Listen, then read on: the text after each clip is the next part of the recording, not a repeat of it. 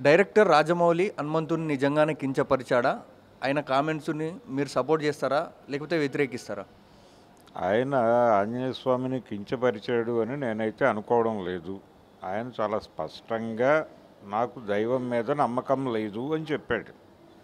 దైవం మీద నమ్మకం లేదు అని చెప్పడం రాజ్యాంగానికి వ్యతిరేకము కాదు, చట్టానికి వ్యతిరేకం కాదు. ఎవరైనా సరే వ్యక్తిగత అభిప్రాయాలు కలిగి ఉండేటువంటి స్వేచ్ఛ భారత రాజ్యాంగం మనకిచ్చింది. రాజ్యాంగం అమలవుతోందా లేదా అనేది వేరే గొడవ. కానీ నేను నాస్తికుడిని అని చెప్పుకోవడం తప్పేమీ కాదు. అలా చెప్పుకునే వాళ్ళు చాలామంది ఉన్నారు. ఆయన కూడా చెప్పుకున్నాడు, అంతే. తన గురించి తాను చెప్పుకున్నాడు, ఎవరిని తిట్టలేదు ఆయన. అయితే ఆ సందర్భంలోనే ఇంకో మాట చెప్పాడు. మా నాన్నగారికి ఆంజనేయ స్వామి మీద విపరీతమైన భక్తి ఉంది, మా వైఫ్కి కూడా విపరీతమైన భక్తి ఉంది. వాళ్ళిద్దరూ రోజు ప్రార్థనలు చేస్తారు.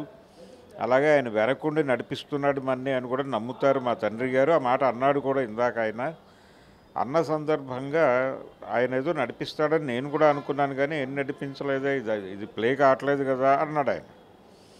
అది జస్ట్ చాలామందికి వాళ్ళు అనుకున్న పని జరగనప్పుడు ఇదేమిటి దేవుడు ఇలా చేశాడు అని ఒక చిన్న డిప్రెసివ్ డైలాగ్ అంటారు. అది అంతవరకే. అంతే తప్ప ఆయన సైద్ధాంతికంగా ఏదో ఒక పోరాటం చేయటము, దైవ దూషణ చేయటము, ఇప్పుడు సిద్ధాంతపరంగా దైవం మీద మాట్లాడేవాళ్ళు చాలామంది ఉన్నారు. అలా ప్రోగ్రాముడుగా దాడి చేయలేదు ఆయన. రెండవది, ఆయన గురించి రకరకాల మాటలు మాట్లాడేస్తున్నారు జనాలు.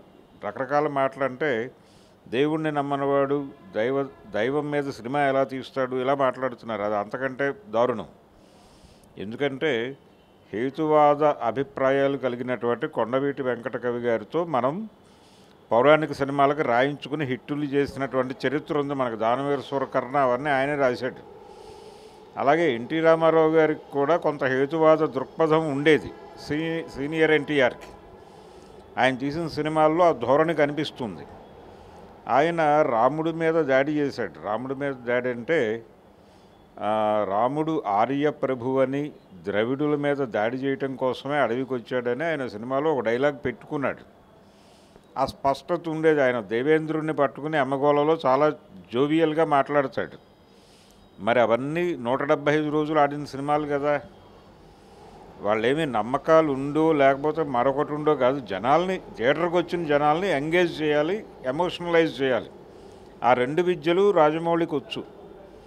కాబట్టి ఆయన పద్ధతిలో ఆయన నడిచిపోతాడు. ఇదేమీ ఆయన దైవాన్ని దూషించలేదు. అనవసరంగా ఈ హిందుత్వ బ్యాచ్ గొడవ చేస్తోంది, అంతకుమించి ఏమీ కాదు. అవునండి, అవి చేయటం కోసమే వాళ్ళు ఉంది. హిందూ మతం ప్రమాదంలో ఉంది అని అనుక్షణం జనాలకు అనిపించేలాగా చేస్తూ పోవాలి. అది ప్రోగ్రాం వాళ్ళకి. వాళ్ళ పని వాళ్ళు చేస్తున్నారు. వాళ్ళు ఎందుకున్నారో ఆ పని చేస్తున్నారు. బండి సంజయ్ గారు కూడా మాట్లాడాడు కదా ఈరోజు, ఆయన పర్సనల్ అఫైర్ అని. పర్సనల్ అఫైర్ అన్నవాడు మరి ఎందుకు ట్రోలు ఆపండి అని చెప్పాలి కదా. ఆ మాట చెప్పలా. ఆయన పర్సనల్ అఫైరు, ఆయన మీద నాకు ఎటువంటి ఇబ్బందికరమైనటువంటి వాతావరణము లేదు అన్నాడు ఆయన. ఎందుకు జరుగుతోంది ఈ ట్రోలు? రాజమౌళిని టార్గెట్ చేసి కాదు. రాజమౌళి లాంటి డైరెక్టరు అంత గొప్పవాడు, అంత గొప్ప 1000 కోట్ల సినిమాలు తీస్తున్నవాడే చిన్న మాట అంటే మేము మీద పడి కొట్టేస్తున్నాం. కాబట్టి ఎవరైనా సరే హిందూ మతానికి వ్యతిరేకంగా, హిందుత్వానికి వ్యతిరేకంగా, హిందూ మతానికి కాదు హిందుత్వానికి వ్యతిరేకంగా ఎవరైనా నోరు తెరిస్తే ఈ లెవెల్లో చంపేస్తామని రాజమౌళి భుజం మీద తుపాకీ పెట్టి హిందుత్వ గురించి విమర్శిస్తున్న వాళ్ళు, హిందుత్వ చేస్తున్నటువంటి దుర్మార్గాల గురించి మాట్లాడుతున్న వాళ్ళని టార్గెట్ చేసి ఈ దాడి జరుగుతోంది. రాజమౌళి కాదు వాళ్ళ టార్గెట్. హిందుత్వ ప్రమాదం ఈ దేశానికి ఉంది అని మాట్లాడుతున్న వాళ్ళని చావగొట్టడానికి ఈ కార్యక్రమం చేపట్టారు. దాన్ని ఆ కోణంలోనే అర్థం చేసుకోవాలి. అంటే ఇప్పుడు ఆయన స్పీచ్ వారణాసి సినిమా మీద పడే అవకాశం ఎఫెక్ట్ ఏం ఎఫెక్ట్ ఏమి ఉండదండి. ఆయన పాజిటివ్గానే తీసుకుంటున్నాడు. దీన్ని ప్రచారం జరుగుతుంది. మన సినిమా గురించి 10 మంది మాట్లాడుతున్నారు. సినిమా రిలీజ్ ఏం లేదండి, ఇంకా 2 ఏళ్ళు ఉంది. ఈ లోపల మర్చిపోతారు దీన్ని ప్రపంచం. జనాల మెమరీ చాలా షార్ట్ అనేటువంటి ఒక కాన్ఫిడెన్స్తో ఇలాంటి హడావిడులు చేసుకుంటూ వెళ్ళిపోతారు. ఈ లోపల ఇంకా రకరకాల హడావిడులు వస్తాయి.